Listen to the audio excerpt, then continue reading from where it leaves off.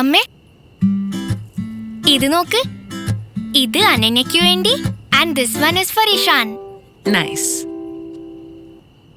ഇതെന്റെ best friend കിയാരയ്ക്ക്. Because she is my 3 AM friend any day. നല്ല രസമുണ്ട്.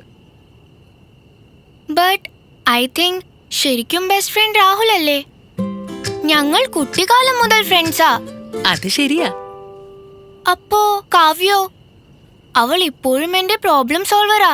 അമ്മേ, ഇതാകെ കൺഫ്യൂഷനാ. You know what? അമ്മയുടെ ടൈം ആയിരുന്നു ബെസ്റ്റ്.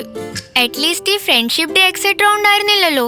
ഫ്രണ്ട്ഷിപ്പ് ഡേ അല്ലായിരുന്നു, പക്ഷേ ഫ്രണ്ട്സ് ഉണ്ടായിരുന്നു. അപ്പോ ഇപ്പോ അല്ലേ? എല്ലാരും എവിടെയൊക്കെയോ ആണ്. കല്യാണത്തിന് ശേഷം ഒരുമിച്ച് കാണാറില്ല. പിന്നെ നിങ്ങൾ രണ്ടും വന്നു. ഞാൻ നിങ്ങൾക്കായി ബിസിയായി. എന്റെ കൂട്ടുകാർക്ക് അവരുടെ ലൈഫായി. അമ്മ അവരെ മിസ് ചെയ്യാറില്ലേ? മുൻപൊക്കെ ചെയ്തിരുന്നു. ഇപ്പൊ നിന്റെ കയ്യിലായില്ലേ. അതായത് നീയല്ലേ ഇപ്പൊ എന്റെ ലീഡർ. നീ വേണ്ടേ പുതിയ ട്രെൻഡ്സ് അറിയാൻ, സ്കൂളിലെ പുതിയ കഥകൾ കേൾക്കാൻ, റീൽസ് ഉണ്ടാക്കാൻ, പൗട്ട് ചെയ്യാൻ.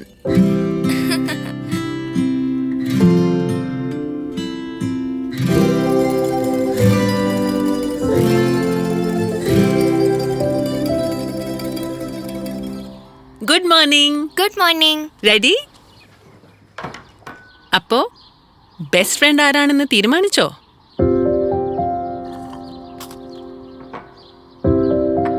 അമ്മേ, ഒരു സംശയം. ബെസ്റ്റ് ഫ്രണ്ട് എന്ന് വെച്ചാൽ ഏത് നൈറ്റിലും നമുക്ക് അവൈലബിൾ ആകുന്ന ആളല്ലേ? അതെ. നമ്മുടെ ഫൂളിഷ്നെസ് എൻജോയ് ചെയ്യുന്ന ആൾ. പറയുന്നത് ഫീൽ ആകാത്തയാൾ. നമ്മുടെ സീക്രട്ട് എല്ലാം അറിയുന്നയാൾ. ഇത്രയും ക്വാളിറ്റീസ് ഉള്ള ഫ്രണ്ടിനെ ഒരുമിച്ച് കിട്ടാൻ വലിയ പാടല്ലേ? പക്ഷേ ഇംപോസിബിൾ അല്ല. എല്ലാ ക്വാളിറ്റീസും എന്റെ ഒരു ഫ്രണ്ടിനുണ്ട്. അതാരാ? അമ്മ.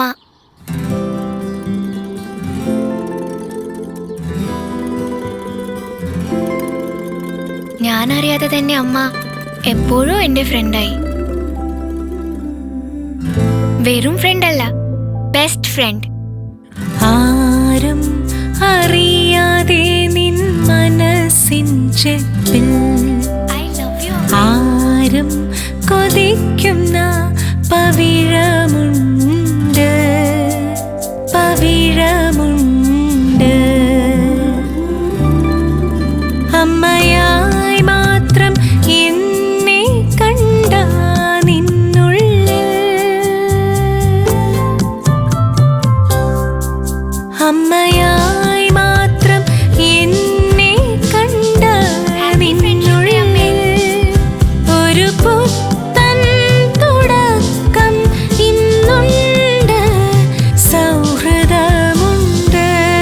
മറ്റുള്ളവരുടെ സന്തോഷത്തിൽ സ്വന്തം സന്തോഷം കണ്ടെത്തുന്നവരാണ് ശരിക്കും ജീനിയസ്. പാർലെ ജി. ജി എന്നാൽ ജീനിയസ്.